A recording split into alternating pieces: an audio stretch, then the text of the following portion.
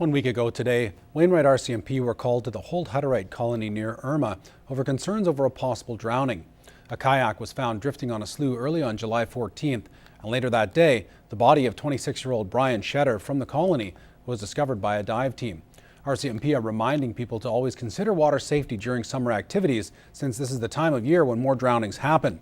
To educate the public and bring awareness to the issue, the Life Saving Society of Saskatchewan has coined July 16th to 23rd Drowning Prevention Week. Kathy Lee has the details. Whenever Darlene Panchuk takes her 3-year-old grandson Brady into the pool, safety is always on her mind. It's at the top of the list.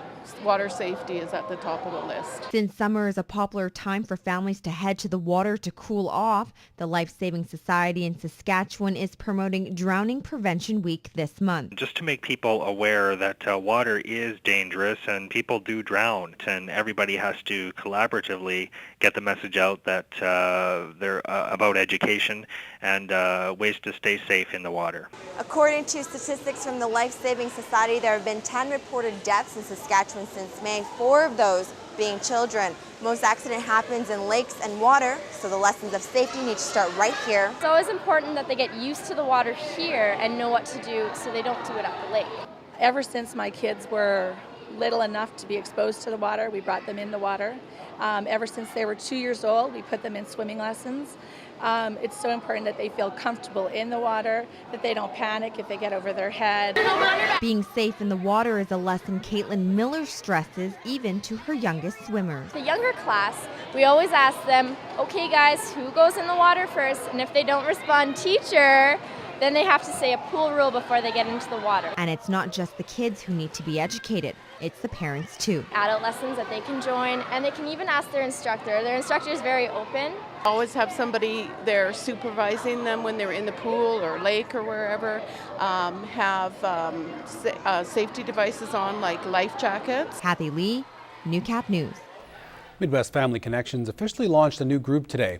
The network was created to identify and create awareness of the needs of children and families by connecting them to resources and support. The people behind the new group say demands at work and school are increasing, putting undue stress on family life. Midwest Family Connections hopes the network will improve the way we connect to one another. For us to never make an assumption about how something works. To be able to really look at what are the needs of children and families? Have they changed? What is our ability to respond? Are there gaps? Are there real successes that we can build on? Hushfoot says the network will provide an opportunity to value the partnership and collaboration that exists within the community, supporting families and children. Looking at the needs of families who have crisis or complex situations happening. How do we as community members, both as service organizations as well as friends and neighbors, work together to ensure safety and wellness for all children and families? Developing a strong network takes time and the contribution of all its members. Hushfoot hopes more people realize the benefit of this new group and get involved.